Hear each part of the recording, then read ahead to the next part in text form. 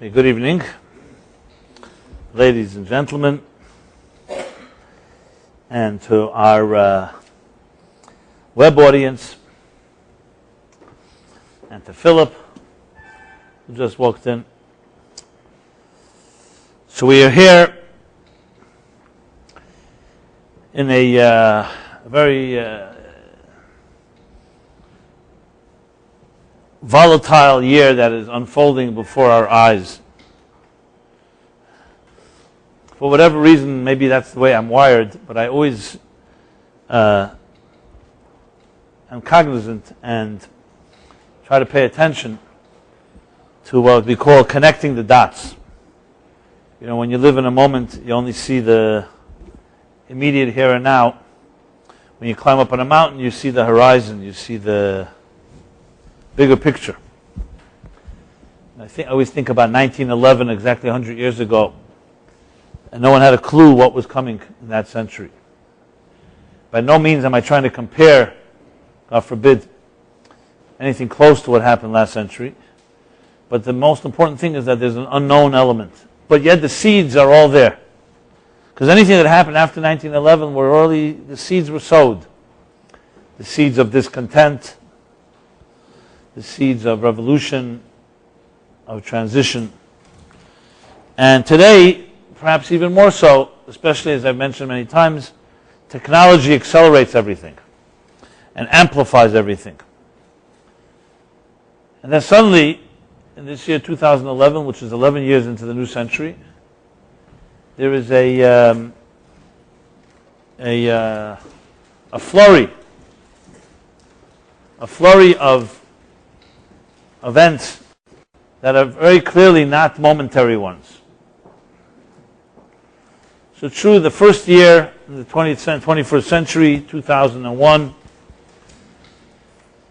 almost like a welcoming, a rude awakening or a rude welcoming to the new century, September 11th took place. And now 10 years later, many things have happened, financially, technologically, but it's critical to always know that we're in transition.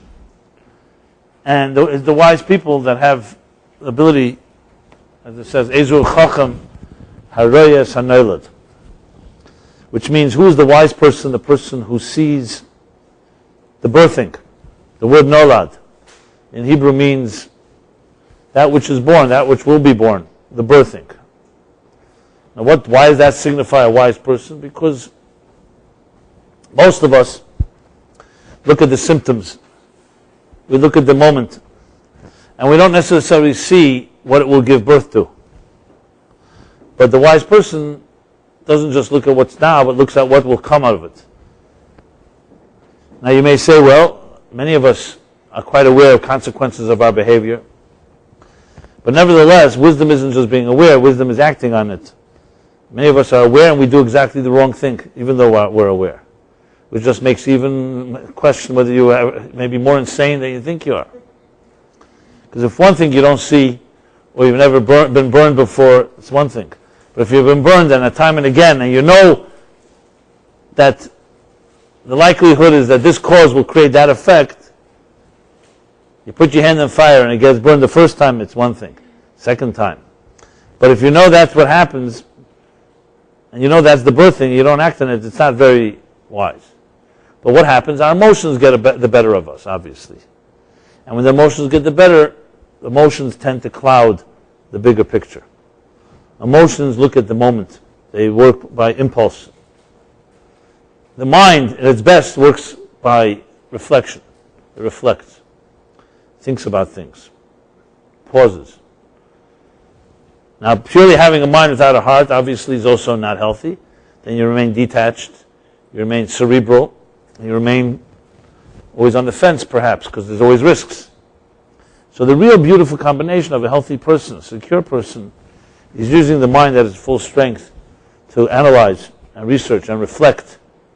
But then, once, so to speak, your mind has cleared the path, then you allow your heart to enter at lesser risk and allow yourself to emotionally experience something.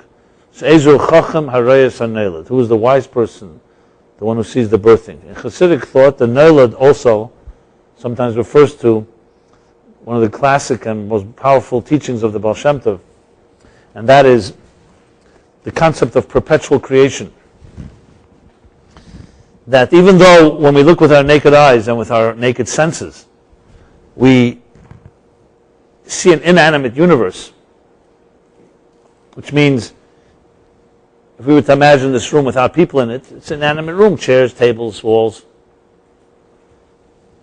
In truth is, we know today that it's brimming with energy of all forms, atomic energy, nuclear energy, subatomic energy. So the same is true as the Baal Shem Tov says that Hamachadish B'tuvei B'chol Yom Tamid Ma'aseh Bereishis, we say in every day, daily prayer, that He renews, God that is, the creation every second anew. And in the second section of Tanya, the classic work of Chabad Chassidus, sometimes called the Bible of Hasidic thought, the second section, second book of the 5 books in that book of Tanya, it's called Shar Yichud V'Amunah, the gate of unity and faith. He begins and opens up with this teaching of the Baal Shem Tov and elaborates on the concept of perpetual creation. That every second, virtually, every moment, all of existence is renewed from the beginning, as if it didn't exist before. That includes us. That includes everything that you see, everything you know. So why then does it look old? Why does it look like it was pre-existing? Because it's called, in Hasidic thought, Chidush Hayeshenut, Hayeshonus. Chidush Hayeshenus. Which means it's renewed in a way based on what existed a moment before. So though it's a constant renewal, just like electricity going into an appliance, running into an appliance is constantly renewing it. You shut off the electricity, the appliance stops working, but it's still energizing the same appliance as a moment before. So we're not renewed where we're born every moment as if we were one day old, 1 second old. We're renewed as you are right now. If you're 20 years old, 22 years old, anybody older than that here? Nobody looks much older. So you're renewed as if you are 22, 23, or whatever it is.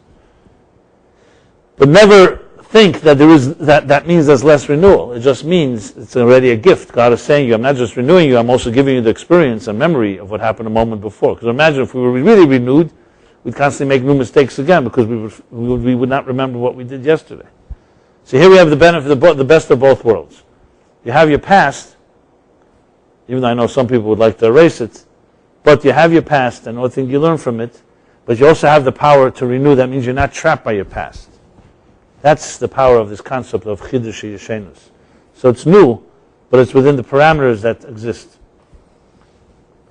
And those that get in touch with that current, with that source of energy, have the power to dance and sing all the time. The power of constant joy, inner peace, knowing that we're not victims of circumstances and nothing from the past can trap you. Because you have that access to a renewed source of energy all the time. We call it renewable energy, recyclable energy. So Chacham Reyes Hanel means the wise person, not only does he see the outcome, the birthing of things today, what will birth, but he also sees that force that is constantly Neilad, giving birth to existence. And you could say these two interpretations, both the practical, the simple one, and the deeper one, are really interdependent. Because when you understand that there's a constant source of energy, a constant will, God is willing and speaking and wanting this world to be recreated every moment, then you understand that it also gives birth to things. There's a purpose behind it all. So with that short introduction, when you look at the world and the events 2011, as I said, now suddenly it's all like exploded. So many different levels. We're only in the month of May, and we already have, beginning of this year, the big upheavals that began in the Middle East, completely unexpected, unprepared for. The billions of dollars in the CIA and gathering of intelligence in this country did not predict any of what would come. They have all kinds of scenarios, but not this one. That suddenly the 60% people under 30 years old in the Arab world, the Muslim world, would rise. And there's no question there's much more to come, besides the fall of Egypt and Yemen, the leaders, and Tunisia, and what will be. We have no clue what will be, but clearly there's a spark has ignited in that region that affects over 1 billion people. In many ways affects all the world because we are addicted to oil. So that's the first thing. That alone is already a event, a watershed moment that, as I've discussed in previous classes, is, in my opinion, equated with any of the great revolutions, the seeds of revolution that happened in the 17th, 18th century or the 20th century. Because you're dealing with a fundamental clash within the Muslim world itself between its own modernity and faith, between autocrats, tyrants, and a population that's seeking something more. Religion and, as I said, faith and modernity, religion and secular life, and all the comforts of our life. All the forces that if you look in history, you don't have to be very wise. See, Chacham Reyes HaNeilad is someone who sees the birthing of the future even though it never happened. Here we have an additional benefit. We look at it in retrospect, we see what happened. You put together in one kitchen these ingredients, and you can rest assured there's going to be an explosion. And that is religion, especially passionate and even fanatic religion, modernity, technology, money, oil, tyrants, lack of free rights, and all that. I mean, the fact that nobody gathered that something will happen is because we like to live in the moment. We like to live with our heads in the sand. The ostrich effect, that they call it. And avoid these issues and say, maybe it won't happen in my time, it'll happen in the next generation. You don't think about it. But once it happens, it becomes very obvious. This wasn't like some surprise. It's not like someone suddenly was born in the Middle East and decided, okay, let's create a revolution. These are seeds. Seeds are planted. And when you see wisely what it gives birth to, you see where. And there's much to predict even in the future, which we shall try to discuss as well. And then you have, out of the blue, this great tsunami and earthquake, reverse order, that creates this devastation in Japan. And in all the talk about nuclear energy replacing oil and so on, suddenly a nuclear reactor turns against mankind that built it. And then, even though the news may be subsided, but the deaths have not. And it has long-term effects. We don't even know with what extent. And then just recently, just last week, bin Laden's killing. Even though that per se you can say is just symbolic, but still, it captured so many minds because in many ways he represents the face of what has changed so much in our lives. Every time you go to an airport, all these security alerts, how much of our unconscious has become insecure as a result of the last 10 years of potential terror that can happen, even in this part of the world, not just in Israel and the Middle East. And you could throw more things in, of course, and I don't want to overreach. Of course, we didn't have the natural disasters now in the South, the economy. But the point is that it's all happening in a very short period of time. So if you look back the last 10 years, events have happened, but I don't recall recent memory so many major ones all happening in a certain period. So it has to get your attention. And the Baal Shem Tov teaches us another powerful concept that is also a postulate, corollary from the original concept of perpetual creation, and that is the concept of divine providence. Since existence is constantly renewed and it's not just a random thing, everything has meaning. Everything has providence. There's a meaning in it all. Which leads to a third teaching of the Baal Shem Tov, that everything we see and we hear teaches us a lesson. Everything. And one of the ways the Baal Shem Tov puts it is that even when a leaf turns over in the wind, a leaf in the wind, think of it. How many leaves are turning over in the wind right now? Even seemingly such a trivial event is part of the plan. And it shouldn't surprise us when you think about it. You say, hey, 1 second, let's not take this to extremes. Well, it shouldn't surprise us, especially in our microscopic world today. We have 75 trillion cells in our body. And God forbid, one cell turns over in the wind. It's not such a good thing. You don't say, hey, there's another 74.999 trillion. Because we live in a world where size does not matter. And microscopic things have a dramatic effect. And just like computer programs, they can have millions and millions of lines of code. One extra dot or one missing dot wreaks havoc and makes the whole thing not work. That's so it's true with the cellular structure of our bodies. And it's true on a subatomic level. Look at what nuclear power is. It's about nuclear fusion or fission. Can create enormous energy. But if it gets out of control, it can wreak such havoc, destroy people.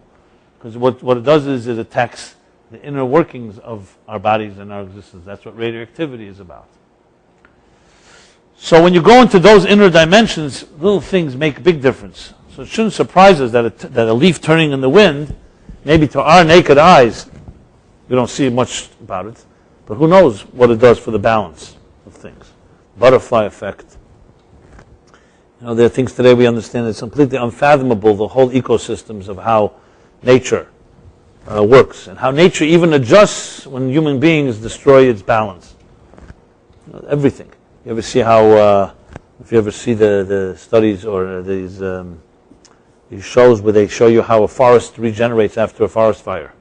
It's amazing how the fire itself turns certain things into completely, in the beginning it burns everything, it seems as destruction, and how nature has its own way of building in a place of such destruction, sometimes things that are even more beautiful than they were in the first place.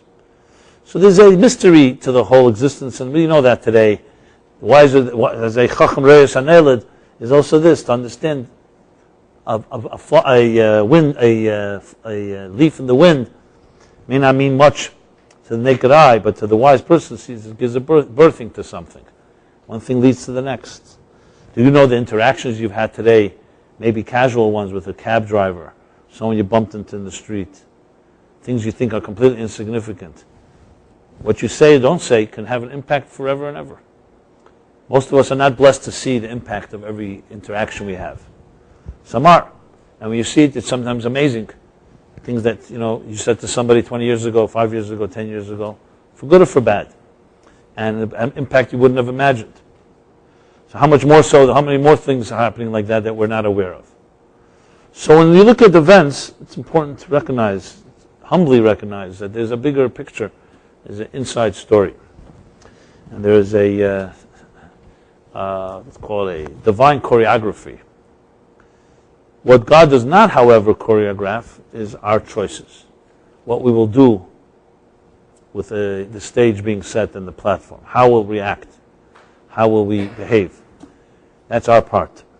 But in order for us to react well, we have to also know try to get a sense of what's going on. So in this week's chapter, we talk about the rhythm. Rhythm is a key word here. What is rhythm? Rhythm means, like anything, like a wave, is a flow. Rhythm means that you don't look at things just a moment, as a sum of the parts. But rhythm means there's a flow, there's a sequence in our lives. Whenever you look at what's the word I wanted to say? A cardiogram. When a heart is beating healthy, you see the rhythm. You could see it in the wave. It's a perfect wave. If it's not perfect, and there are too many peaks or too many valleys, or they're not consistent, there's a problem. Obviously, if it's flat, there's a very serious problem. So that alone, just by looking at that wave, tells you that life is about a rhythm. The rhythm of our breathing, exhaling and inhaling, the rhythm of our heartbeat, of our pulse. So you can imagine there's also a cosmic rhythm, there's a spiritual rhythm to life. Sometimes it's referred to as Ratzeh and Shuv. It's a term I've used many times here. It's a verse in the book of Ezekiel, Yecheskel. Ratzeh and Shuv. What's Ratzeh and Shuv? Ratzeh means to yearn and Shuv means to return. Tension and resolution is a critical part of the rhythm of a human being. Too much tension or too much resolution and there's something out of whack. A healthy person needs to have a measure of angst and tension. Not too much, or else it turns into something that's called anxiety. And a person who has too much resolution, which means they're always at peace with themselves, they never aspire, never yearn, never dream, are never restless, that's also not a healthy sign. Like the rhythm of the heart, it has to go up and it has to go down. So the perfect balance is an element of yearning, and then resolving, and then yearning more. Years ago, I tried doing this Rotzei and Shuv index. It got so complicated, it wasn't so easy. But this idea of almost mapping the coordinates of your own Rotzei and Shuv. How much yearning is going on in your life and how much resolution. And if you mapped it, for a period of time, you'd get yourself your own spiritual cardiogram. If you'd see there's a lot of yearning going on, very little resolution, it would look like a lot of peaks and it never comes down. Or vice versa, a lot of valleys without peaks. So there are ways to judge and measure the rhythm of our lives, but rhythm is critical. But most importantly is that many of us, and this is a fundamental flaw in our own self-analysis and self-introspection, don't respect and appreciate the rhythm. When things are going well, we want it to just hold on to it forever. Which is, I understand, we all love that inclination, but it's impossible. Not because good things can't continue to happen, but because life moves. Life is in flux. There's no such thing. Like, go back to the cardiogram. Imagine, the heart contracts and expands. And it does so perfectly. So it contracts and say, I just want to hold on to the contraction. It doesn't work that way. It has to expand. Or else. So it's about swimming and moving in a rhythmic way, not just holding on to the moments. But that's the nature of the human being, is because we sometimes are insecure, unhealthy in our own self-awareness. We just want to hold on to something good because I've suffered so much. Why can't I just hold on to something good forever? Instead of learning what is your rhythm, what's the way, how should you swim, how should you find balance? You look at the natural world again, whether it's the mineral, vegetable, or animal world, you'll see the rhythm is unbelievable. Like a clock. However, of course, in those worlds, there's no choice. So they never disturb. There are no such thing as dysfunctional animals, unless humans make them dysfunctional.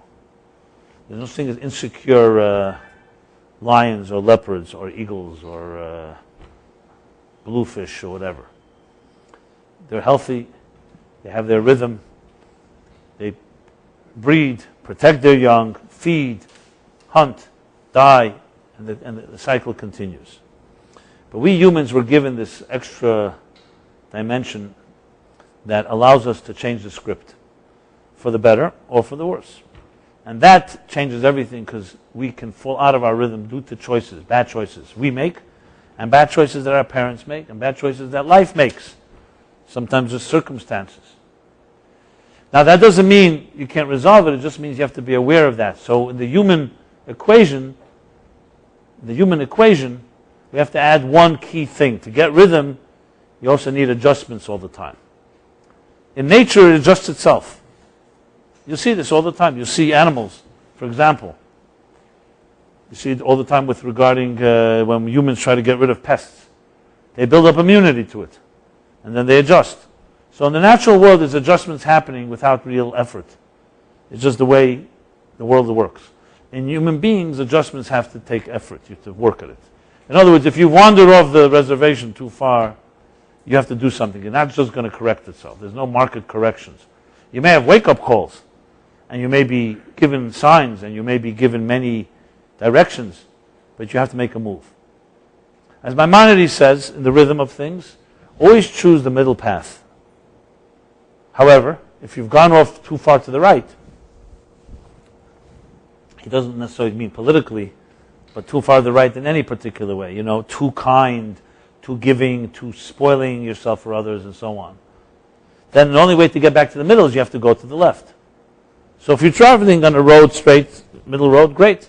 But if you wander off too far to the right, how do you get back to the middle without going to the left? So you need that balance. That's the adjustment. And if you go too far to the left, you need to do the same thing to go more to the right. In other words, if you're weak in one area, you need to reinforce strength in that particular area in order to readjust and rebalance your life. In many ways, when we are in this period of time, this 49 days of the Omer counting, so if you're following the book that I had the honor to prepare. So it's about readjusting, looking at something and seeing is there balance between your love and your discipline, let's say, or between your compassion and your ambition and your humility.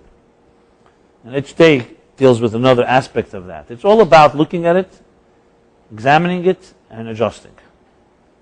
And then seeing the results of your adjustment, and then adjusting again if necessary. So the rhythm in human life requires a whole series of adjustments in addition to the natural rhythm. So of course you have to find that rhythm and then learn to adjust accordingly, which requires usually an objective friend that can help you, first of all, determine. Because you can convince yourself that your cardiogram looks perfect and someone with a trained eye says, hey, this is not exactly healthy. Just because you're used to it, or because you decided that you can survive or cope, so what? That just means that a person learned to survive under all circumstances. And Harayas Hanailed again, if you see the results, a little time, something may give. So where's the rhythm in this week's chapter? Right at the outset, it starts off and says that God spoke to Moses at Mount Sinai, speak to the people, the Jews, and say that when you will come into this land that I give you, V'shavsa Orah Shabbos Lashem, you shall rest the land for a Sabbath unto God. You shall rest the land. This is the mitzvah called Shemitah, the sabbatical. That every 7th year in a cycle, hence the rhythm, from the beginning of time, there's a cycle, and it continues. Here's how the cycle begins. It begins right away with a purpose. Remember that you shall rest the land, you shall sanctify it. And the cycle begins, Sheishanim Tizur Sadecha, 6 years you shall sow, plant your fields, your land, V'Sheishanim Tizmar Karmecha, and 6 years you shall prune your vineyards, V'Asaftas Tfuasa, and gather its produce, its fruits. And then in the 7th year, I'm reading Shabbos Shabbosin Hashem. It's a double Shabbos, it says. Should be a Sabbath of Sabbaths to God for this land, Shabbos Lashem. And that year you should not sow your fields and land and not prune your vineyards. That's essentially the mitzvah of Shemitah. Today, we don't keep Shemitah except in Israel, because this is all relevant. Well, it's always been that way, not just today. Today, Shemitah is kept every 7th year. The next Shemitah year would be, what would be the next Shemitah year? It would be in 3 years from now, I think, right? Yeah. So we're now in I'm just thinking, when was the last Shemitah year? Was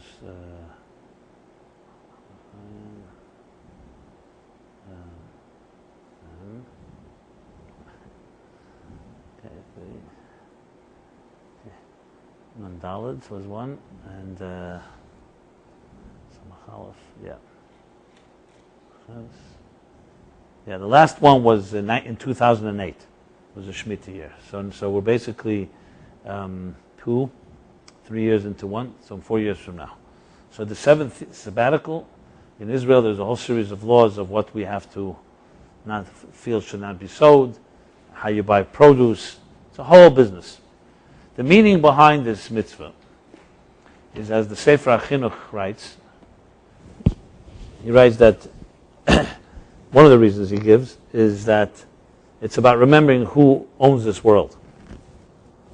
The tendency is, when you are successful, you're immersed in your work and in sowing your fields, and this of course applies on a broad sense to everything we do, we can convince ourselves, we can convince ourselves we're self-made. My successes are my own. So every 7th year you're reminded, this year, remember that the land belongs not to you. It's God's land. And it's God's blessings that brought you the produce. So every 7th year we rest, similar to the Shabbos of the week. That after 6 days of the week you remember that there's a higher purpose. And it's not all about your achievements and your accomplishments. Yet it's 6 days, which is the majority of the time we are immersed in that work. But 1 day a week we remind ourselves of the means and what is the mean and what is the end.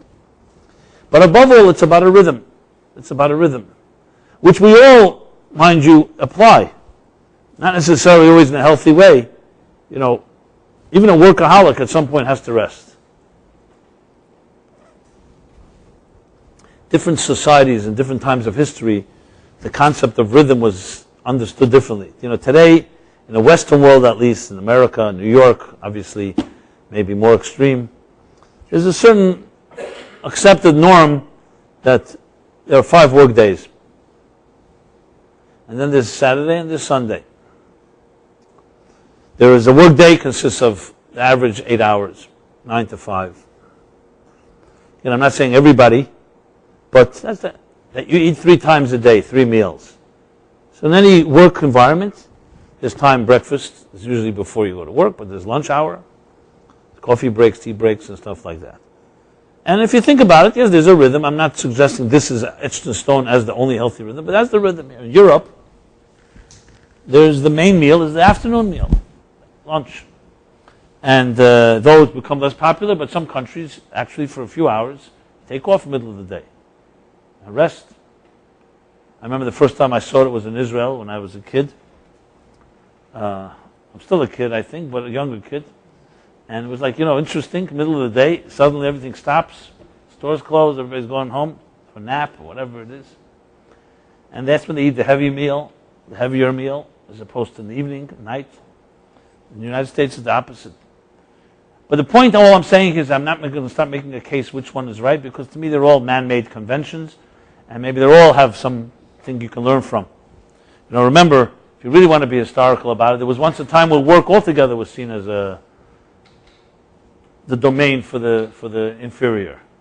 In the times of the great Greeks and Aristotle, work was for the labor, was for the servants. The people aspire to is to be philosophers, thinkers, think about the bigger purpose of life, and have others do their menial labor like tailor, shoemaker, water carriers, and so on. Today, especially in the Western world, work has become idealized. What was once a curse is today, a career. You don't have a career, you're considered some inferior creature. So both extremes obviously are not healthy. But you see rhythms. And here's the Torah rhythm that God put into place, which is maybe where it all originates from. That 6 days you shall work, 6 years you shall work, and then there's the sabbatical. But it's not just about taking off. It's more importantly psychologically the rhythm. Where do you invest and where do you put all your eggs in what basket?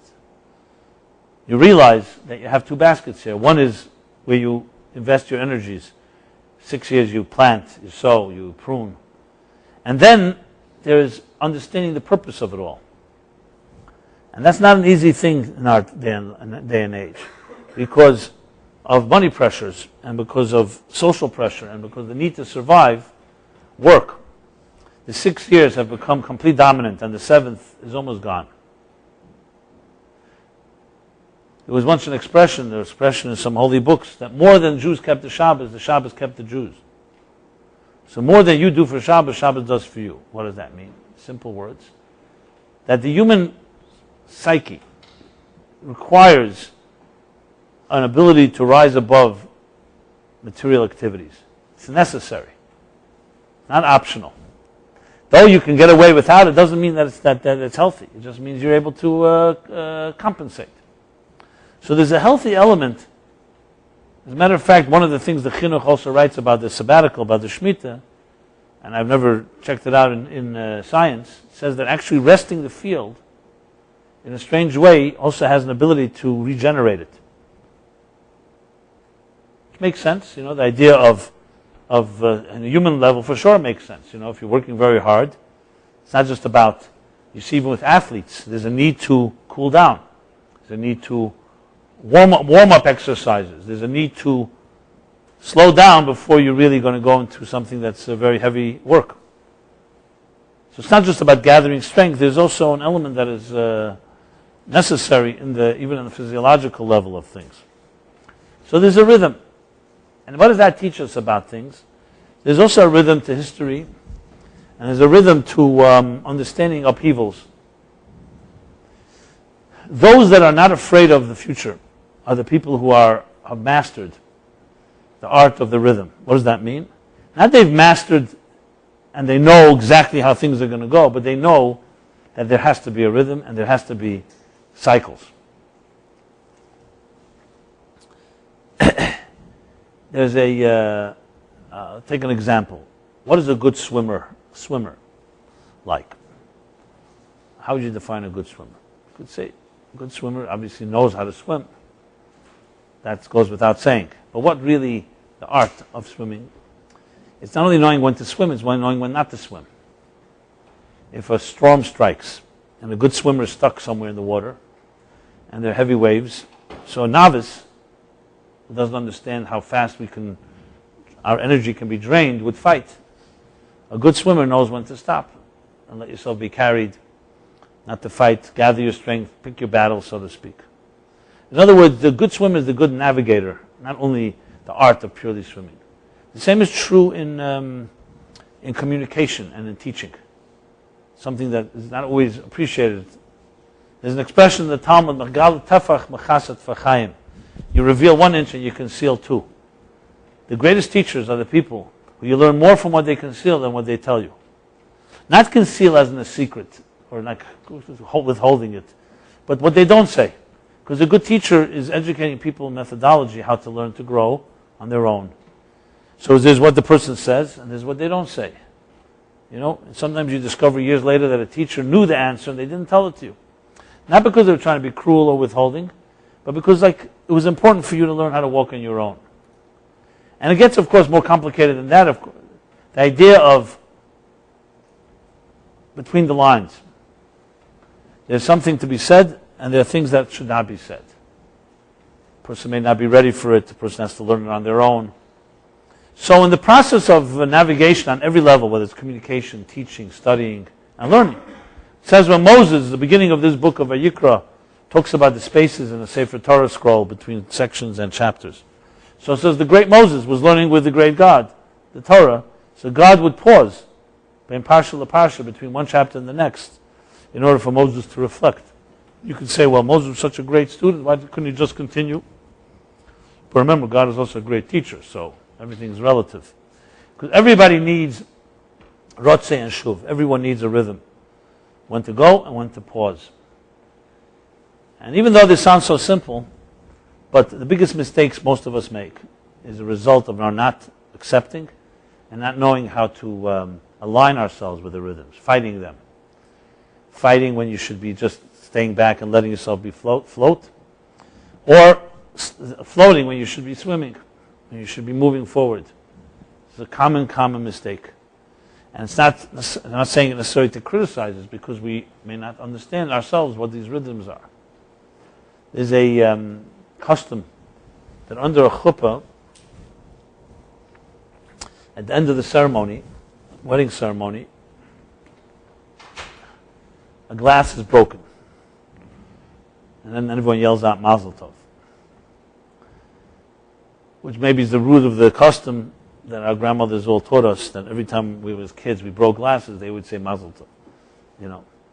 But the point is, why do you break a glass at the end of a wedding ceremony? First of all, breaking anything is always a sign of it doesn't seem like it's complete or whole. So one of the reasons is it reminds us of the destruction of the temple.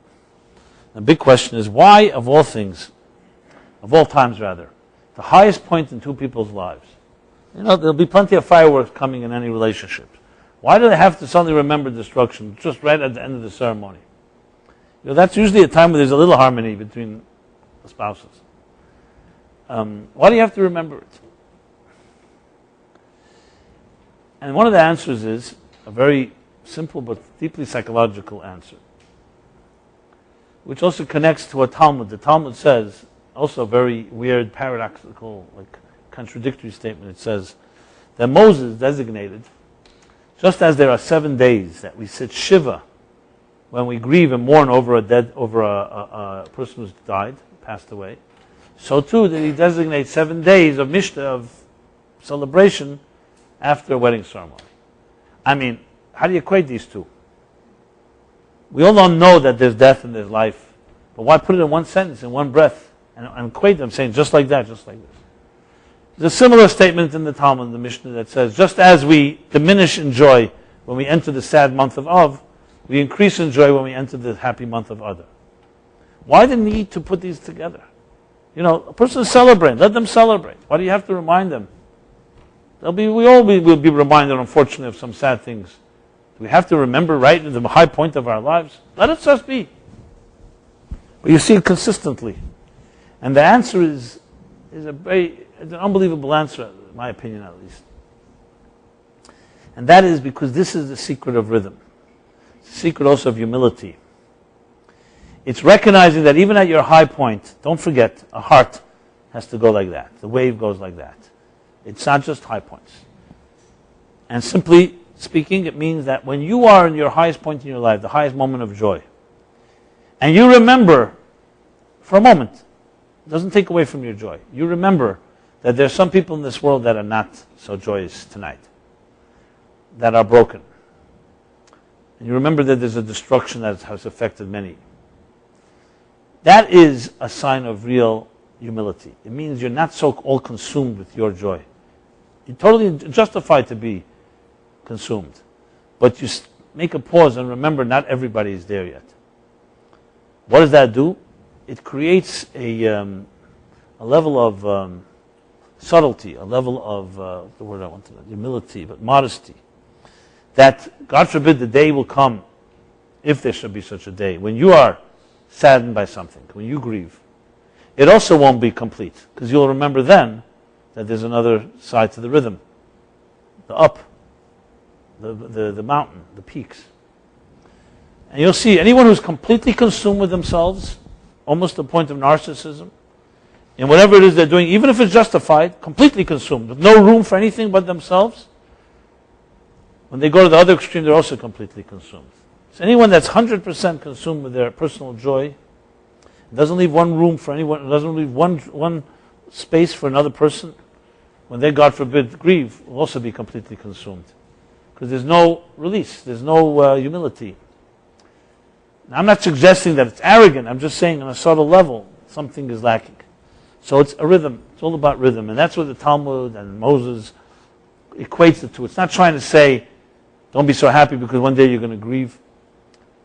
It just says, remember there's a rhythm, there's a cycle. It's a cycle to life. And remember that you're part of it. It's the people who understand that can navigate through anything. Again, it doesn't mean they can predict. They can navigate. Like the good swimmer cannot predict what kind of waters are coming up ahead, but he's confident, he or she is confident that whatever comes, I can manage it because I have the experience. And I know that if it's a storm, I will slow down and let it carry me. And if it's the other way around, if it's calm, I'll forward thrust and propel myself forward. That's what a good swimmer is about, learning how to navigate.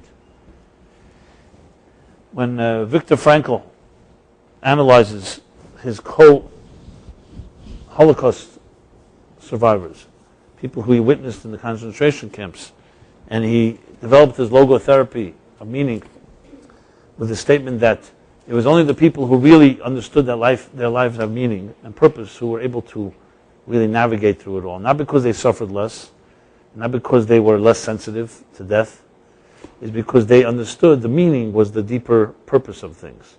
They understood that they surrendered somewhat to the rhythm.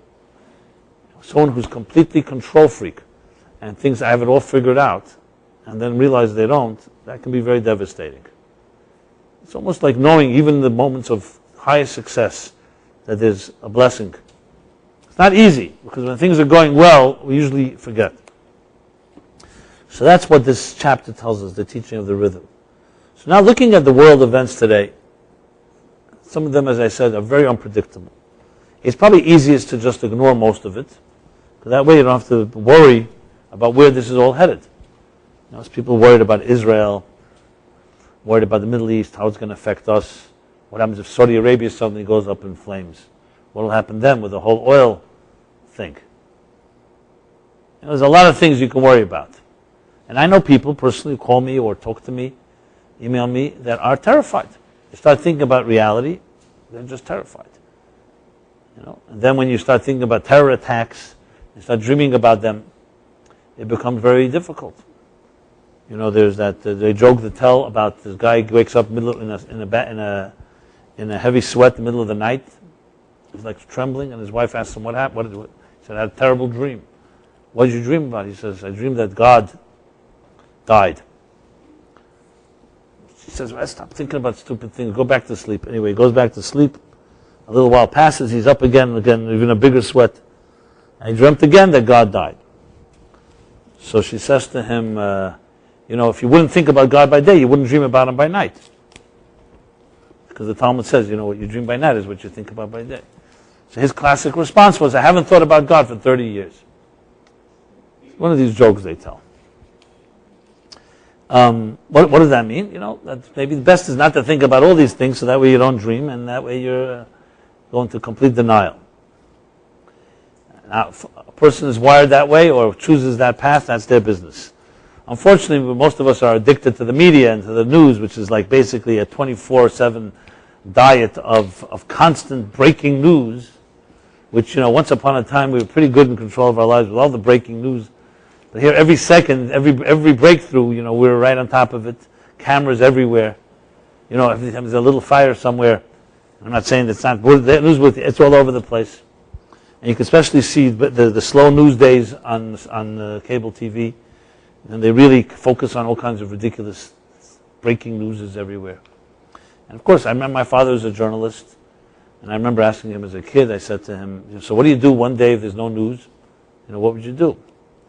So my father, in his classic way, said to me, "That would be the headline, that today there was no news." That was a joke.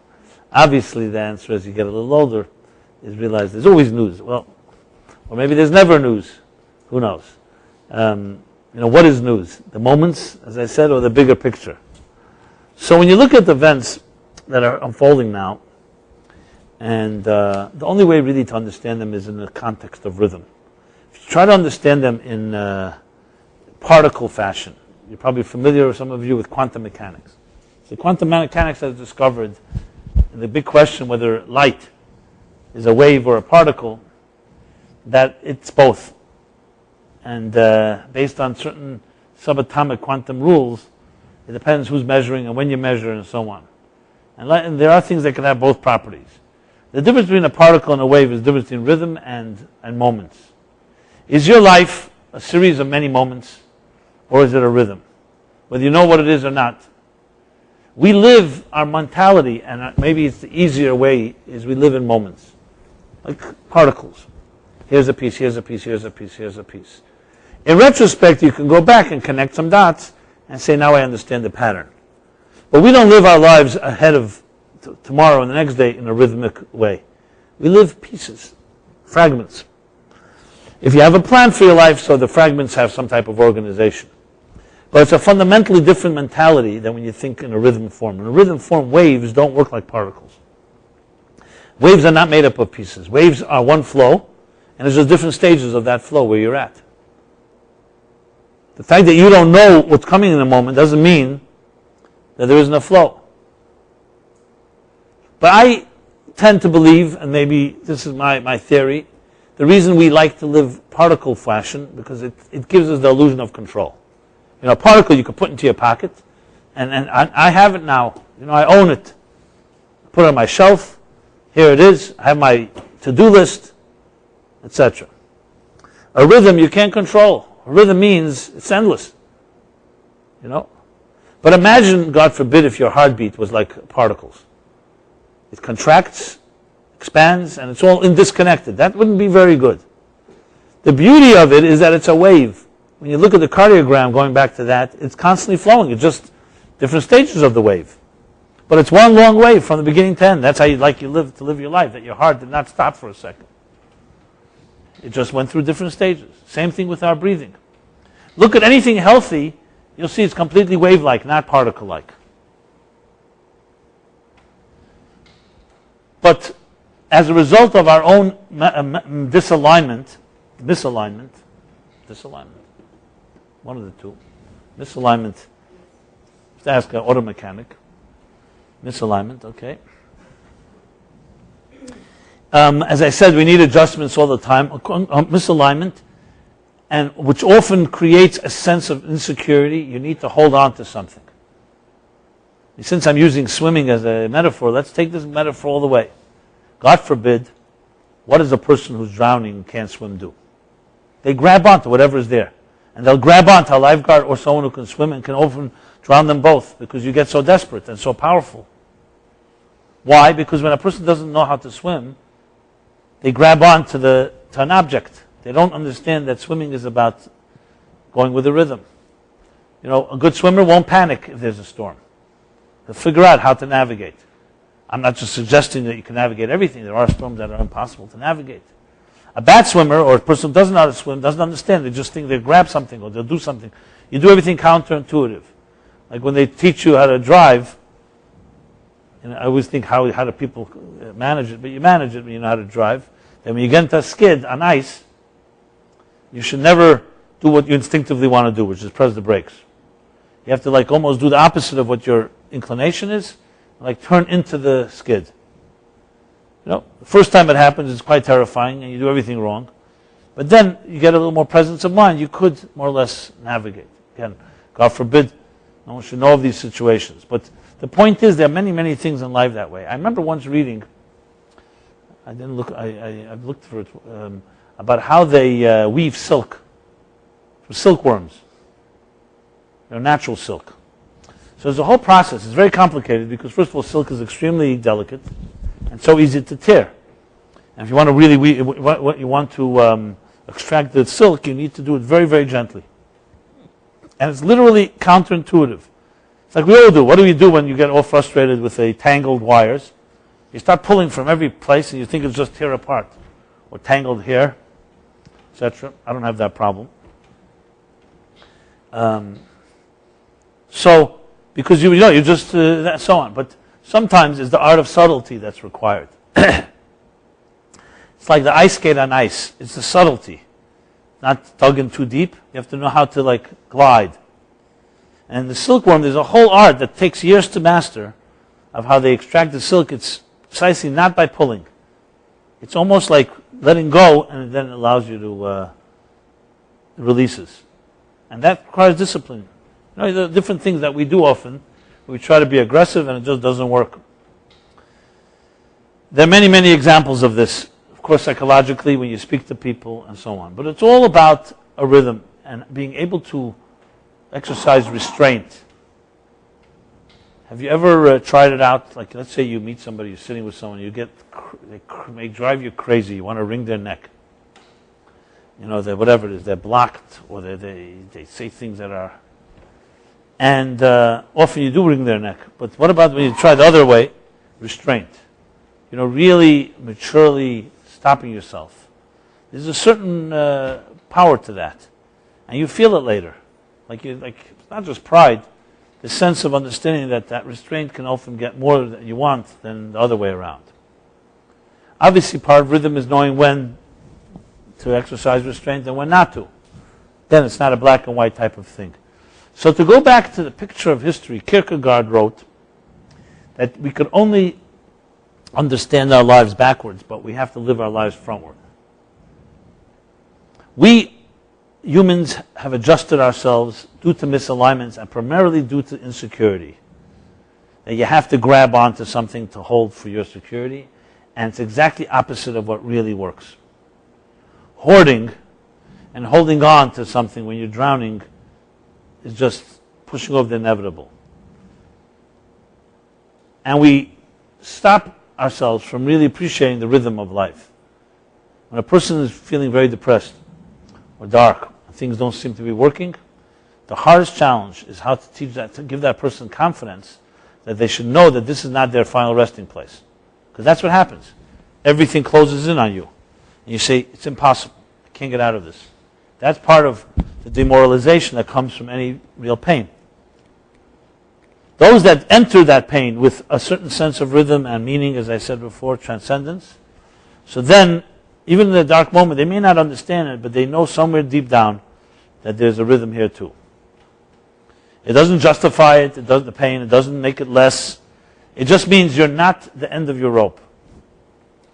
And you'll see people going through the same challenges, sometimes one worse than another, and one person can't handle it and another person can. That resilience comes from the rhythm that I am describing. So when you look at events, and remember, we're addicted to the analysis of the pundits and the bloggers and the commentators and all these experts who tend to focus completely on the moment. I mean, just look at the bin Laden story, the details as they're being leaked. I'm not saying every detail is insignificant, but it's like so, this insulting our intelligence in the sense of this voyeurism. It's nice to know that bin Laden dyed his hair, part of a propaganda campaign to deify him in the eyes of those that worshipped him. But the way things become breaking down, I remember when Michael Jackson died. Remember that now, hours and hours and hours, the doctors they marched on, the plastic surgeons, like to the point of obscenity. This consumption of Americans, People magazine consumption. We need to know every detail. And I can't say I'm not guilty of sometimes having that voyeurism myself. I mean, I really don't really have a chance of time. I watch it. But that's how it is. We're consumed with these images. A celebrity were to walk into this room now, I don't know how much you'd be listening to what I have to say. Okay? That's how it is. What is it about it? I don't know. Someone has face recognition, name recognition. Is it our own search for recognition? Is it our own search for significance? Is it the way we play out our lives through movie stars and athletes and so on? I mean, the analysis can go on and on. The point I want to make is, don't underestimate our addiction to this. It's unbelievable addiction. And in a strange way, it's maybe one of the worst because it's innocuous. It's not an addiction like a drug or alcohol or gambling or some other addiction that has direct impact on your health and self-control and so on. This is an addiction that's it's like innocent almost. It's a big thing. But I'll tell you what it does. It takes you out of the rhythm of life and turns you into a particle-driven person. Everything's about events, moments. I've seen people at peace with themselves. They did not need to be anticipating a party at the weekend for them to be happy. Many of us, because our lives are not so happy, we wait for those moments. Oh, there's a party coming up in 3 years, so I'm going to have a happy day or a distracting day. I mean, I might be exaggerating the point, but you get that. I think it has a lot to do with, obviously, our focus and obsession with materialism is all particle-oriented. And that idea of like a fish in the sea, swimming through the rhythms, through the waters, through the waves, is not something we're really trained to do. Young children are all rhythmic. But as adults start creating superimposed routines, man-made routines. Do this, don't do that. I'm not suggesting there shouldn't be discipline. But basically, we kill the spontaneity in children's lives at some point. And spontaneity is seen almost like dangerous. And someone's spontaneous. And then when you meet someone that's spontaneous, it's very refreshing. Wow, that's a guy, an exciting person. Not everything's predictable. But it's in somewhat danger. Why? Because in an insecure world, spontaneity is dangerous. Spontaneity for people who've been hurt and abused is maybe a predator on the prowl. Danger lurking. So in return, to compensate, we need control. We need to know where we are, exactly what, when. So there's the hyper-alertness that we have as a result of all of this. And this has absolute impact on the events that are happening now in the world. So to look at them for a moment in the rhythmic type of way, the difference between, let's say, looking at the upheavals in the Middle East, particle perspective and wave perspective. In a particle perspective, it's about how fast our oil price is going to rise, and airline tickets. It's about whether we are going to be in immediate danger of any of these upheavals. It's about Middle East and Israel, of course. And all legitimate concerns, mind you. I'm not suggesting these are illusions. But that becomes the focus. And that becomes what we address. A rhythmic perspective on it, which doesn't, by the way, contradict the particle one, creates a whole different reality. The Ottoman Empire fell 100 years ago. And at that time, the Arab world did not have any oil. It was discovered in the 20s. Interestingly. As soon as the Ottoman Empire fell, What was discovered actually is almost the same, not in the 20s, in the teens of the 20th century. And as a result, if you think about it, there's a whole pattern. What happened in the Middle East the last 100 years? For that matter, the last 500 years. And what's happened with Christianity? And the battles of religion and science that consumed Europe a few hundred years ago. You look at it all that way, you can literally see a pattern. I talked about Shabbos, the Shemitah, for example. If the purpose of existence is resting and connecting to God, so we should have 6 days of the week Shabbos, and 1 day of the week we work. Or 6 years sabbaticals, and 1 year we toil the fields. That would be fun. But the answer is no.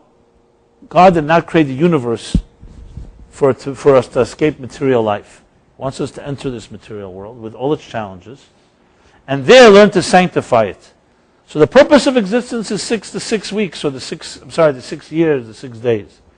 But then there's 1 day or 1 year that elevates it. What do you think is going on here, the battle between religion and faith and modern world? Even what bin Laden represented. The clash of civilizations, the Western world. What are you doing with us in the Muslim? What are you defiling our Muslim world? Attacking the Western decadent infidels. This is very similar to the passions of fires of religion that consumed and terrorized the world for hundreds and hundreds of years.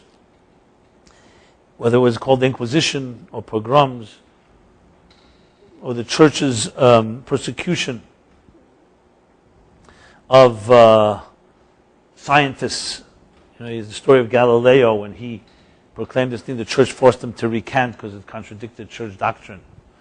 I mean, all this is about an imbalance between faith in God and coexisting with that faith in this world.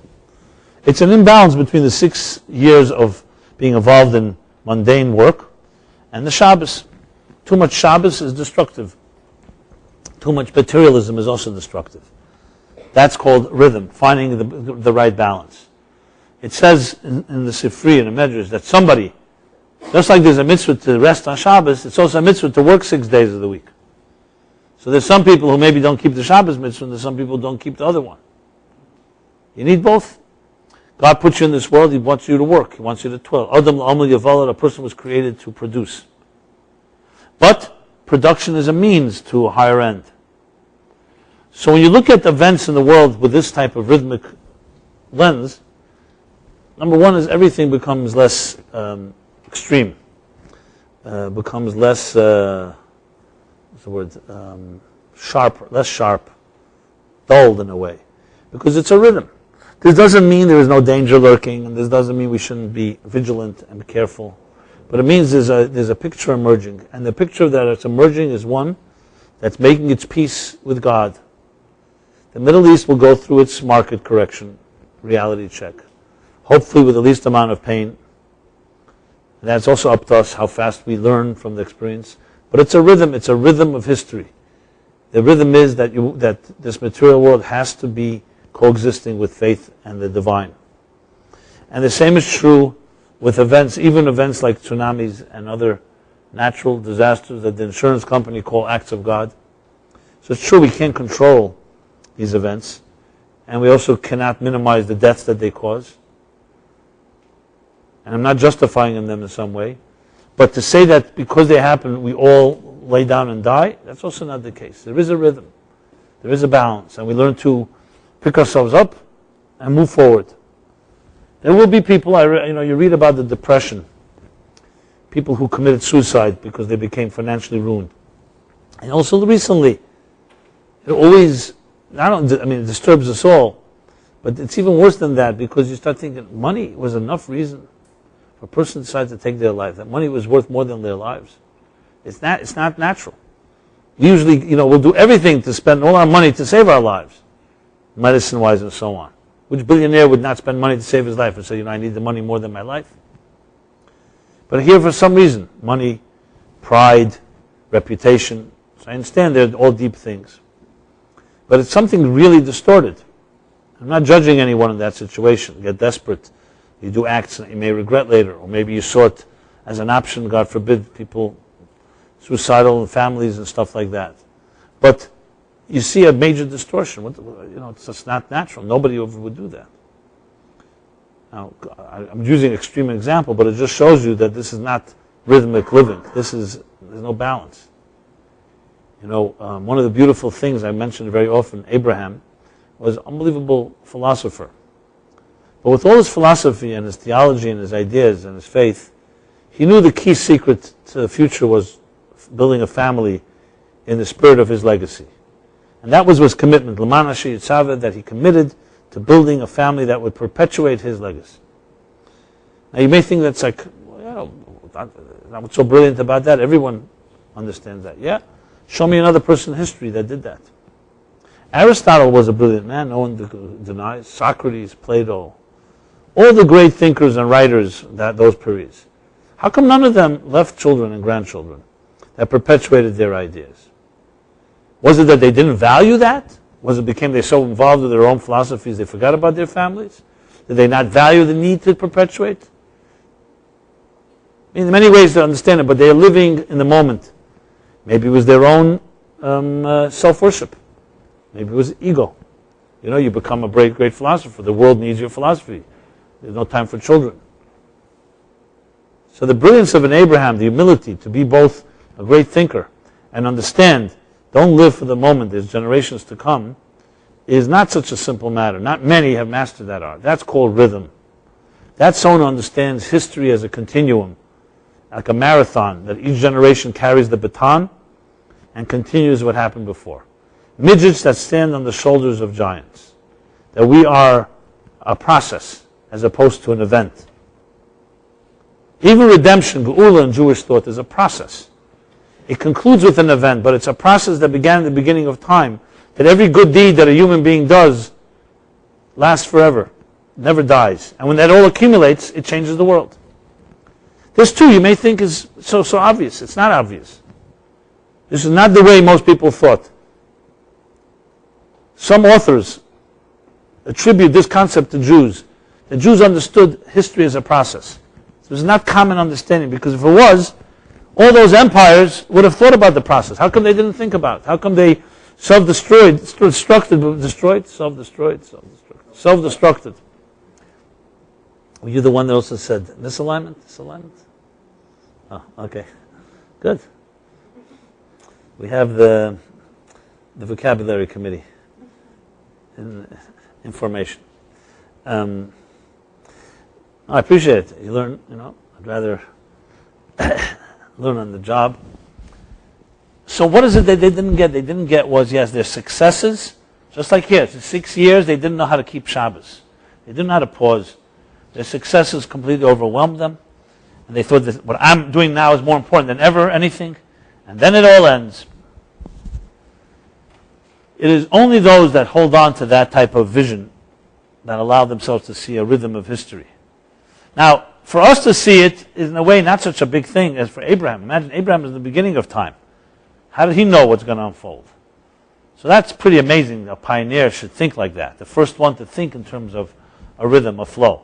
And it says God tells Abraham in his promise to him. You look in the chapter in Genesis, Lech Lecha, the Bris Ben Absarim, the covenant between the parts where God makes his covenant with Abraham. And he says to him, your children, your descendants will be strangers in a strange land, and they will suffer at the hands of foreign country, referring to Egypt, for 400 years. But then they will leave with great wealth. There you got the story of rhythm. There's the up, there's a down. There's a down and there's a up. Abraham knew it, taught it to his children, but not just taught it as an idea, it was in their gut. When you think about Jewish humor, for example, and there's so many books and analysis of Jewish humor. The modern sitcom is very much, they say, a result of Jewish humor. Jewish humor has two sides to it. It's tragic and it's hilarious. How could you laugh at tragedy? Because you understand rhythm. The expressions like, again, going back to my grandmother, my mother, an expression in Yiddish is just, you think about it. So, you have, let's say, a whole family, a bunch of kids, and they're making a racket, and children start making a racket, and they're throwing upside down the whole house. And you think, when you think it's like, can't get worse, one child wakes up, comes down the steps. So what does a grandmother say when she sees that? So most of us would say, oh no, She says, Nocha Tog Yontif, another day of the holiday. That's what she says. Which, on one hand means, another problem, but she calls it a day of the holiday. Nocha Tog Yontif. A holiday is a great thing. But it's like another day of holiday that you have to deal with and cook and so on. Or I mentioned earlier, saying Mazel Tov when you break a glass. These aren't just cute expressions, and you don't want to say something negative. It's like understanding that life is more complicated. It blunts the edges, so to speak. Like there's this too shall pass. We shall overcome. I don't want to use that one, but why not? This too shall pass. And this does not mean that you diminish your investment and seriousness about your life. It just means that everything has another dimension to it. It's like that deeper understanding that with every agony there's ecstasy. I said before about breaking the glass, there's another reason we break. Because everything that is complete, interestingly, is not how we'd understand complete. Everything that's complete has everything within it. Everything that's whole has both sides to it. It makes you laugh and it makes you cry. When you love someone, not only do they fill your heart, they also break your heart. And I don't mean break your heart necessarily in a bad way, because if they leave or they're not there or you're insecure. They break your heart because you are so vulnerable and so close. It breaks your heart. Sometimes you could love someone and just start crying just from that love. Real things are real on many levels. So when you're standing at a chuppah, the second reason that I'm giving here is, and the moment of joy, it's not like you want to break something, it's just that you are complete. And complete carries everything within it. So on a particle perspective, a particle world sees love as very linear. I love you, I feel great about it. And if I feel sad for a moment, that's not good. A rhythmic person says love comes with two sides. It's always going to be two parts to it. Someone that can make you so happy could also make you sad. It's not that you celebrate the sadness, but it means there's a full picture here. You stand, it says, some say, why did the temple have to be destroyed? Because when people were coming to it, they were only celebrating. They forgot that the temple should break their hearts. They lost humility. They were basking in the glory of God. That's great. They forgot they have to also cry. And again, not cry out of sadness. Cry out of awe. You're in a place of such holiness. Cry that you have been blessed. You can't be so only filled with it. You have to also let it break your heart. They say there's nothing as crooked as a straight ladder. And there's nothing as what's the expression they use? There's nothing as I'm saying Yiddish. Now that's the last one. I'm going to get to that. As I say, nothing. It's a Yiddish expression. There's nothing as crooked as a straight ladder. There's nothing as straight as there's nothing as straight as a crooked ladder. That's how it goes. There's nothing as crooked as a straight lie, a white lie, and there's nothing as complete as a broken heart. It's an expression. A heart, by definition, for a person that's secure, not a person who's afraid. A person who's secure with love. Vulnerability is not a liability. It's not nothing to fear. They can celebrate it because they're secure, because I exist. I'm not afraid something's going to take away. Someone who grew up, let's say, in an insecure environment where love was a luxury, if at all, and you didn't know whether it's coming to you, or sometimes the person who gave it to you also gave you great pain. A person like that holds on for the desperate, for their lives, for every drop of love they will get, to the point of being unhealthy. They're desperate and needy. A person who feels that self-love within and generates it, that will not think like a particle type of love, will have a certain sense. Sometimes you don't get always what you want. That doesn't mean you're going to disappear. You hear it from many people who go through healing and they say, I could not allow anyone into my life and to love because I was afraid if I would be hurt, I would disappear. And then with time I learned that I don't disappear just because I'm hurt. For some of us that doesn't make sense. If you feel that way, you're probably secure. But if you're not, it's very natural. You feel you'll disappear. You feel, because what else do I have? I have what I can get. I don't deserve more. You don't feel you deserve more, so what you have, it's like, again, particle. It's not like a fish in water, the rhythm. Children by nature deserve and get, and a healthy environment will get love. And that forever gives them the security that no one can give you anything because they didn't take it from you. The type of dignity and value that you get, God gave you life, and therefore dignity, and gave you meaning and significance. Nobody can take it away from you because they didn't give it to you. Your parents can't take it from you because they didn't give it to you. But that takes sometimes a lot of work for someone who doesn't feel that as a given. And we turn into particle type of lives. The symptoms are very obvious. You run from place to place. Commitment doesn't come easy. You're always in control, or so it seems. You always need exit strategy. You're always, you're jumping from island to island, because that's your oasis. The rhythm person allows things to travel through you. I think Robert Frost was the one that said, I think he's talking about pain. He says the only way out is through. But we don't like that. We'd rather get out without going through. So you find a back door. But the only way out is through. You're going to have to go through it. And then you learn you don't die. You don't just shrivel up and disappear. But it takes work. It takes confidence. It takes people around you that believe in you. It also takes not feeding yourselves with toxic people who don't believe in you and just feed off of you, also like particles, feeding off of particles. The blind leading the blind. It takes a lot of work to create an environment. But it's also knowing very clearly that life is a rhythm. And it's interesting, of all the nations, the only one that appreciated rhythm, starting from Abraham, are here today. And all the rest, I don't care how powerful their particles were, they did not have a wave. And therefore nothing lasted. Yeah, we have their ruins, we have some of their relics, we have some books, but you don't have a people. You don't have a culture. You don't have a living, dynamic force in history. You have a piece of history somewhere. It's a piece.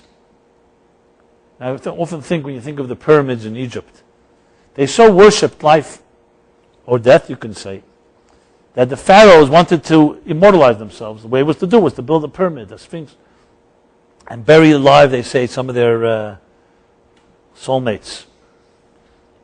Very loving. They tried to freeze themselves in time. Instead, they created a shrine of death. They didn't leave anything beyond them. If they really wanted to freeze themselves in time, they should have studied one Talmudic statement that tells you the answer to it all.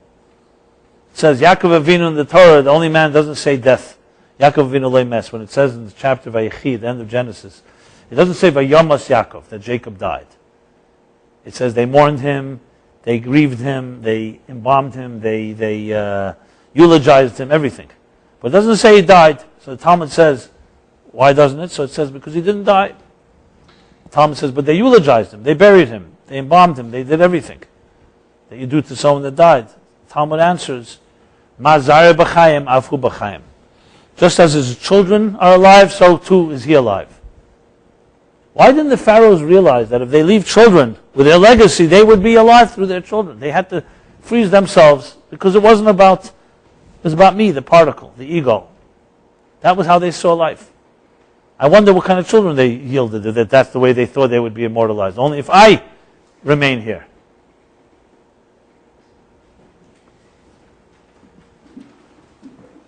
See, I said something wrong. The pharaohs are quaking. It's just a particle, okay. It's just water. They say tsunamis don't happen in the New York area, so don't worry. It's not a sign of anything coming. Even though I think Godzilla attacked New York, right? So the story goes. So, it's interesting, that Abraham, and then of course Moses and all the rest, they understood it's the wave, it's the rhythm. The children and the grandchildren. And it takes a lot, because these are great people, all the ones I mentioned. Thinkers, leaders. I'm not dismissing any of that. but they just didn't have that simple humility, or maybe that simple wisdom, chacham reyes hanela, to see the birthing. So I have no doubt as we enter into the 21st century, 11 years in, that as a Jew, as Jewish people, we have a lot to contribute in the rhythm of things and understanding the cycles. That means that we may not be able to predict the exact particles, what's happening tomorrow, the next day. There I rely on CNN, pundits, let them try to figure it out. And they won't figure it out anyway, so it doesn't matter. But there's a bigger picture. Where is the final destination? And the final destination, as the patterns in the past teach us, that there will be those that live particle lives and they will pass on and nothing will remain. And there are those that live rhythmic lives that will connect to some legacy and understand that we're part of history unfolding and that matter and spirit will converge. And even though I'm not using redemptive and messianic terminology, that's exactly what I'm referring to. A world where there will be ultimately real peace. And not because someone will dominate and everyone else will be subjugated, but because there will be an understanding, a mature understanding. Similar to how the United States, the founding fathers came to understand, with all their flaws, they came to understand a certain wisdom that no matter how right you think you are, if you don't respect that all people are created equal, and that the divine right that every person has to freedom of expression and so on, you're missing the boat. It took thousands of years for humans to come to institutionalize that in a constitution like the United States. And still we have many flaws in this country. And this country could also fall just like the Roman Empire fell. I'm not one of those that think, unless they hold on to that humble recognition. And I see no reason why they won't. But this is the same thing that the Arab world has to learn and the same thing that the entire world has to learn. Unfortunately, we don't have many leaders that I would call rhythm leaders, because politicians are also driven by the particle approach. I got to get myself reelected. I'll do whatever it takes now. And that's it. You have 4 more years, and then it's over. That's how everything is thought of. Everything begins and ends. There's no thinking of legacies. What do you mean? Maybe there's something that is a continuum here. The interesting thing they say about the United States as opposed to, let's say, the former Soviet Union, is that here leaders don't really change the course of the big picture, the rhythm of the United States. They can, of course, make major decisions and it has impact, but the country is more powerful than the leaders. Whereas in places like the Soviet Union, a leader can change everything. So there's a certain resilience to this country that has almost transcended its leaders, which is an interesting twist on things. Again, not to say that we don't get caught up and you'll have people arguing for thousands of hours and billions of dollars spent of these debates of who's going to win elections. As I get older, I've realized there's not that much difference between one and the next. I know this may not be popular in New York, but I'm not suggesting there isn't a difference between individuals and so on. But you see, start thinking, if you transcend your own personal feelings about the Democrats and Republicans and Bush and Obama, had Obama caught, had Bush caught Bin Laden 5 years ago in the same circumstances, trust me, he'd be bombasted by those that hate him.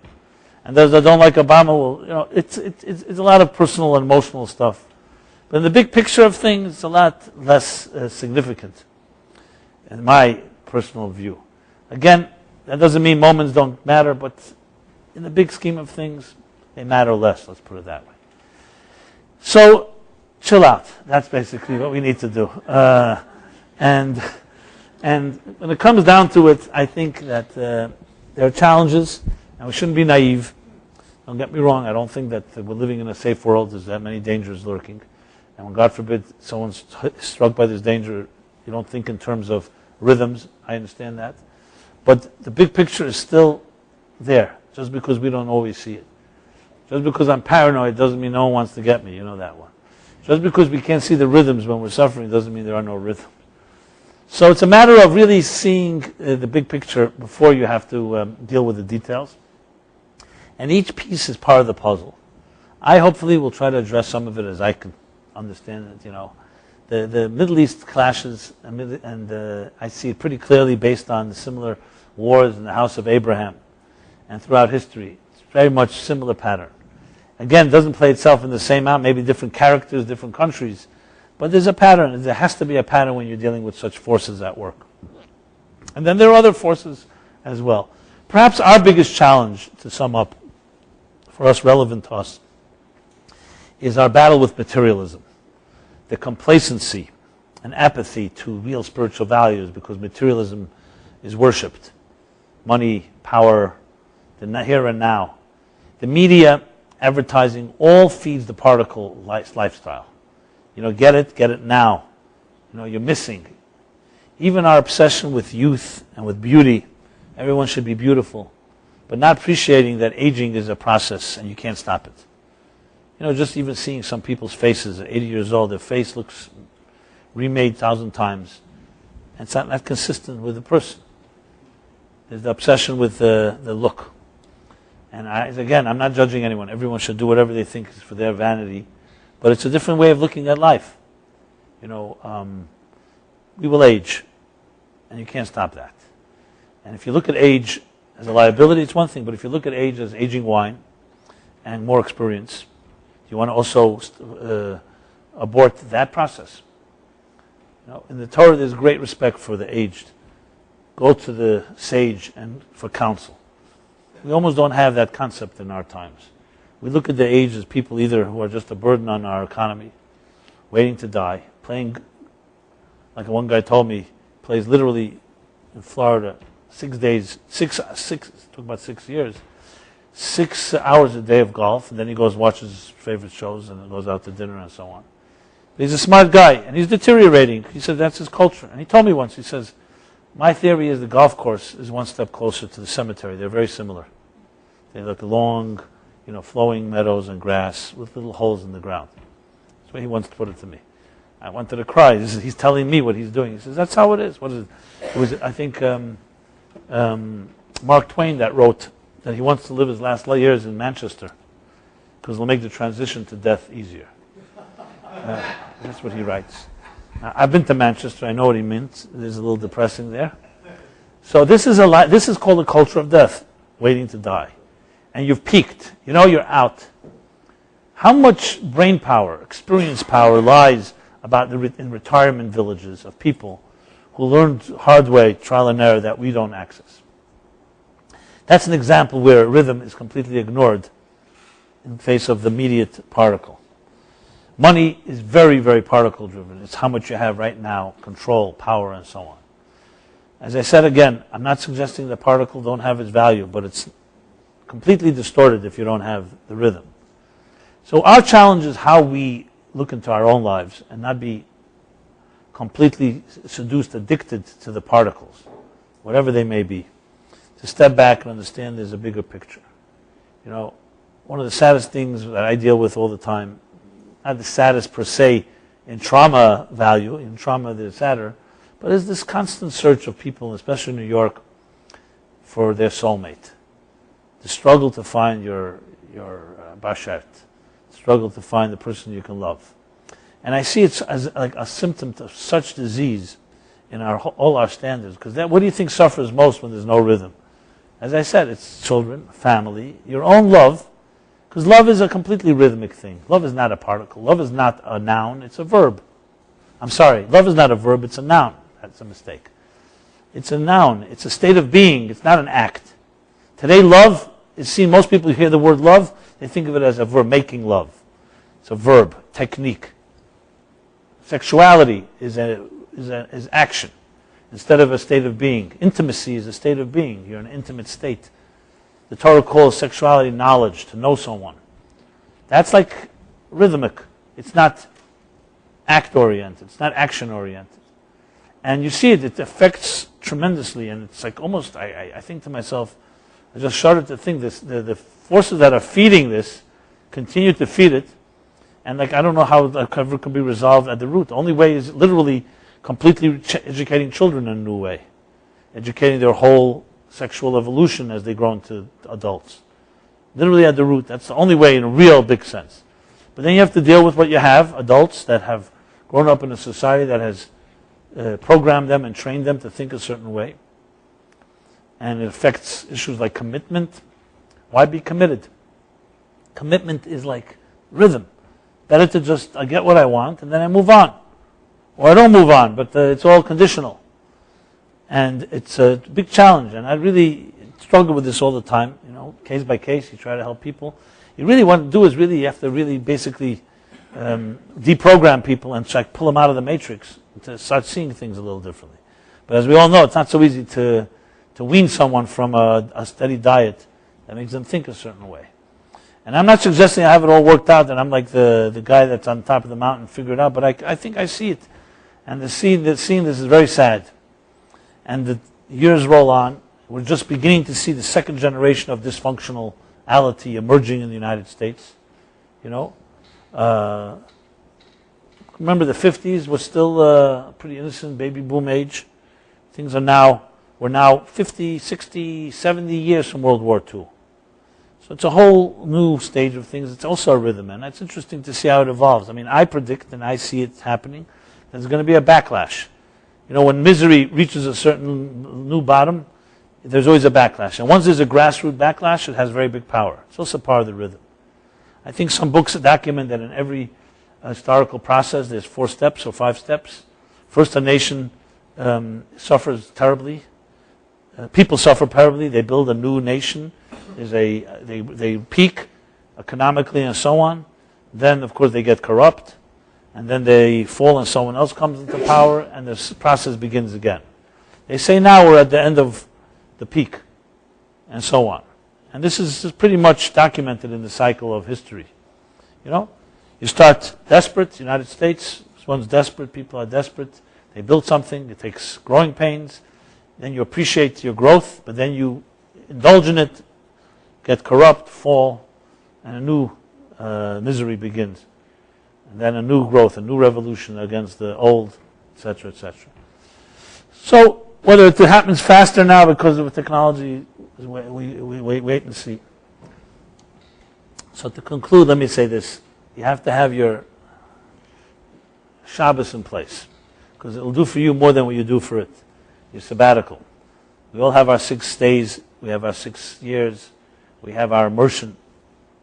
But it's the Shabbos that creates the rhythm, that puts things into a cycle, where nothing becomes a force that consumes you completely. There's a cycle, and it continues to revolve. I just was thinking, I'll write about it probably. I was just thinking about it, I don't know, it came up in the conversation, that there are three options in your life. You can either devolve, revolve, or evolve.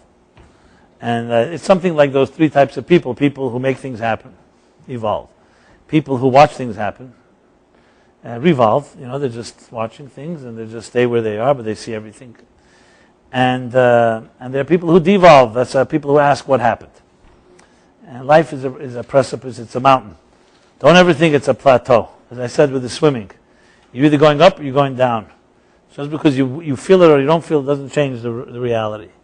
So, being that I'm in the presence here of evolved kindred spirits and human beings, I want to say to you all and say to myself that it's an honor to be part of the process of human evolution, the progressive journey, the marathon. I feel personally proud to be able to talk about my great-grandfather Abraham, who saw as a pioneer a rhythm, to not get caught up in the passions and the minutia and the distractions of his time. And we're here today in an unbroken chain talking about it. So he must have done something right. And it was carried on. The question is what we will do. We have our own challenges. Thank God our challenges are not the ones of persecution. Today the challenges are we're too comfortable. We're easy. Life is easy. So we take it for granted. You don't feel a sense of urgency. So my role here as the head of the Meaningful Life Center is to create a sense of urgency in all of us, including myself. So please see me and everyone on our team here, Philip and Velvel, Daphne, as part of a circle of friends that can all help each other. And it's all the rhythm as well. Give and take, everybody contributes something, everybody takes, everybody gives in a certain way. And I want to say and announce as well that this class was dedicated, this workshop was dedicated in honor of Mark, our good friend Mark's grandfather's yahrzeit, Ben Sion, Ben Yitzchak, Isaac, and his sister's birthday. Bat Sion, Bat Asya, both on the 4th of Iyar. And, and may your father's neshama continues on through you, the rhythm, and you'll bring your neshamas into this world very soon. And your sister as well, on her birthday. And I will also say Philip will be giving his 7 p.m. tomorrow night class. Please speak to him. Philip is, I always describe him in the blue denim jacket and sweater and scarf. Can't see what color shirt, but the guy with the soy chips. Huh? Okay, that's Philip. Listen, this is for posterity. It's all being documented forever. So, I also will say, since we're talking about rhythm, we're in the 49 days of a rhythmik cycle between Passover and Shavuos. If any of you want to get that book called The Spiritual Guide to Counting the Omer, this week we brought a bunch here. And as well as if you haven't left your email address, please do so as well. So to keep the rhythm going. I'm connecting it all with rhythm. Do you notice? And any way that I could be of help to you, please don't hesitate. Feel free to call on me. It's a pleasure to be here, an honor to be here. We shall continue this rhythm as we have it now for over 30 years next Wednesday night. If we don't have your email, please leave your email outside of the chat. Right, absolutely. And stay in touch. Good night, everybody. Thank you.